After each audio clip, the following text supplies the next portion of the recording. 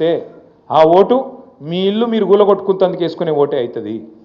ఒక్క ఓటు మీరు పొరపాటున వేసినా ఒక్కొక్క గరీబోని ఇల్లు కూలగొట్టేందుకు మీరు సంధించినట్టు అవుతుంది, వాళ్ళకి లైసెన్స్ ఇచ్చినట్టు అవుతుంది.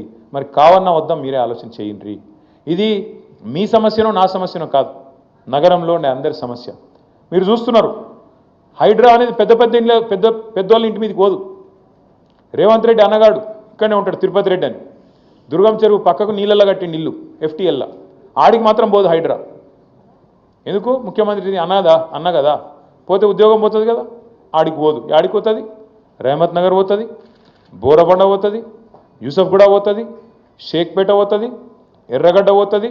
మీ దగ్గర ఉండే బస్తీలకు మాత్రం బరాబర్ వస్తుంది. కులగొడితే పేదవాడిని అడిగేటోడేవాడు? గోపన్న లేడు కదా, గోపన్న ఉంటే బరాబర్ వచ్చి అడ్డం నిలబడుతుండే. గోపన్న లేడు కదా, ఇక అడిగేటోడు ఎవడున్నాడు? మేము చూసుకుంటాం, జూబ్లీస్ దున్ని పారేస్తాం అనే దాంతో పైసలు కొడతాం, అవసరమైతే ఆఖరికి ఓటుకింత కొడితే గరీబ్ గాళ్ళు మాకే అయిపోతే ఎవరికెత్తారు అనే ధైర్యము ఇలా కాంగ్రెస్ వాళ్ళు ఆ ధీమాతో ఉన్నారు.